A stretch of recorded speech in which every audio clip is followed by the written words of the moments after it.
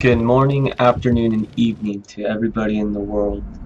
MadeRaw here, giving you a Dead by Daylight in Shelter Woods on the Macmill Estate. Now these maps have changed recently.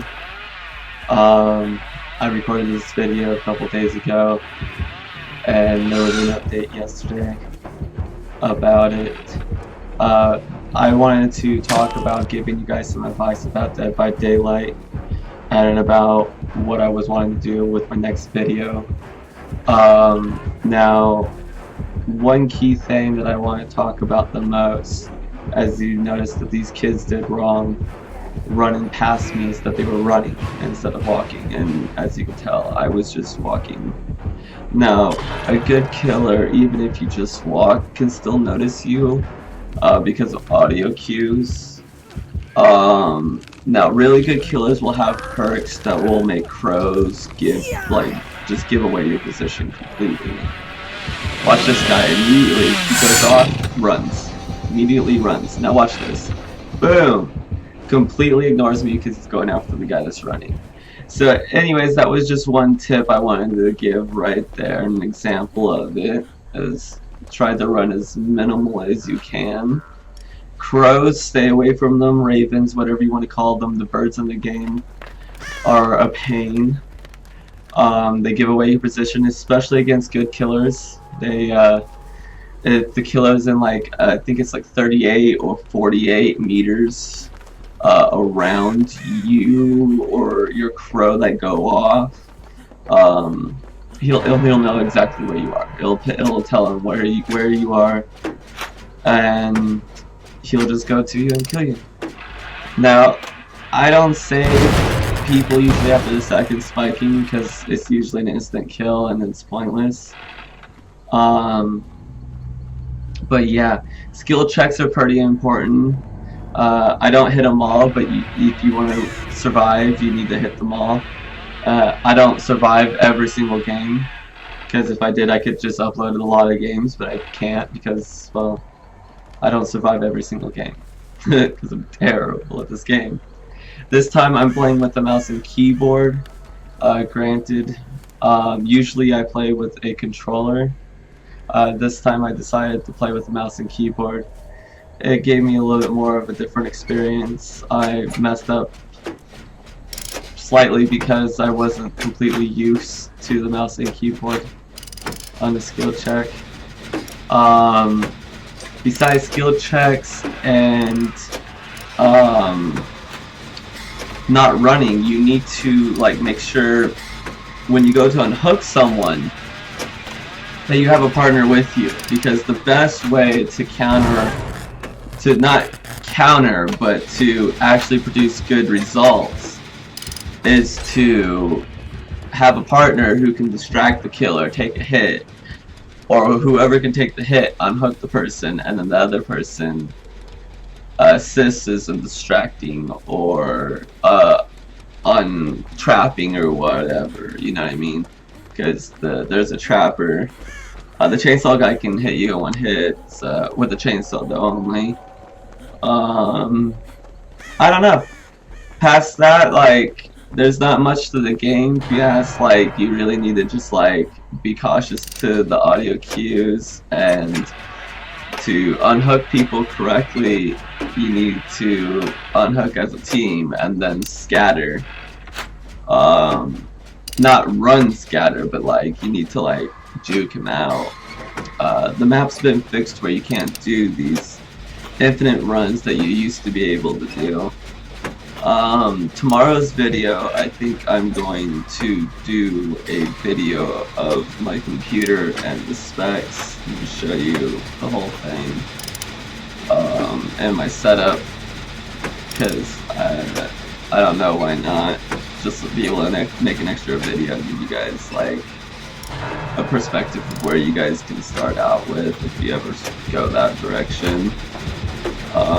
I don't recommend ever buying any of the parts that I bought, because there's other parts that you can buy, and they do as comparable as the ones that I have. So this guy committed suicide was awesome. And then you stop running and hide. Best thing to do. So yeah, my next video is going to be about my computer. This one is obviously about Dead by Daylight and what you can obviously do. Whenever you get captured, struggle as much as you can. Heal as soon as you can if you can. Friends need to get together, or people need to get together and heal each other. It's more useful that way. Yeah. Dead by Daylight. My next video will be my going over my computer, my specs, and my setup. I've already went over that, and I did escape. Everybody did die in this video. I did escape barely. I don't know if the killer was trolling me or like was trying to boost some points off of me, but like he could be, and I only say that because he could have spiked me, or he should have spiked me, and he didn't. So because of that, I was like, okay, he's either trying to boost or troll. But I didn't exactly know where the trap, the hidden door is, the hatch is when this guy dies. I didn't know exactly where it was, but I ran across it after I wiggled free like twice and was running away from the killer. I came across it after picking up an item, because I went and picked up the item and it gave me that 1 second that I needed to like look at the ground and be like, oh hey, there's a hatch. So I found a hatch pretty fast after getting away from the killer a couple times, which was really surprising. I don't know why he didn't, like, he should have just hooked me and the game would have been over, yeah, but he would have gotten a lot more points than letting me go like I did. I don't know if he knew how close I was to getting off. There's also a way, if you're the killer, it's really helpful if you have Iron Grasp. It's a perk for the killer. Almost all of them have it.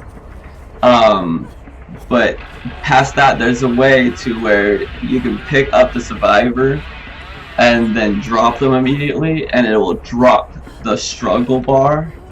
So if you only have one guy left and you gotta go all the way across the map because you had a bunch of Jakes or Dwights disarming all your hooks, and you got this one guy left and he's about to wiggle free, just drop him, pick him up, drop him, pick him up, drop him, pick him up, drop him, pick him up, drop him, pick him up until you feel like you think you can move like a foot or so, and then move a foot, drop him, pick him up, and then go on your way. I not only say this and I know of it because I had a dude do this to me. Like, I was the only one left. I was really close to the trap door, the hatch, and I was trying to get away, and he was constantly, like, he was torturing the crap out of me, trolling me, because I was like getting really close. He pick me up, walk me away, and then just drop me, pick me up, drop me, pick me up, and I couldn't wiggle away. No, and this was when I was using the controller, so I'm already like going at it with my other hand. I even used my thumb. I'm using my whole palm here, trying to wiggle free, and he still got me to where I couldn't get into that hatch. This one, see, this is, I don't know if he's like trying to find a hook or if he's trolling, but like I think he found one, see, and then like he could have, but he didn't. So I'm like, okay, book it, okay, and then like he gets me around this corner. I screwed up. I don't know why I ran right back into him. That wasn't the corner. But he gets, I guess I wiggled 3 times from him because there was a corner, a rock that I tried to hide behind, and he chainsawed all the way like through the freaking rock. So now I don't understand why he didn't go to the original hook that I was already really close to.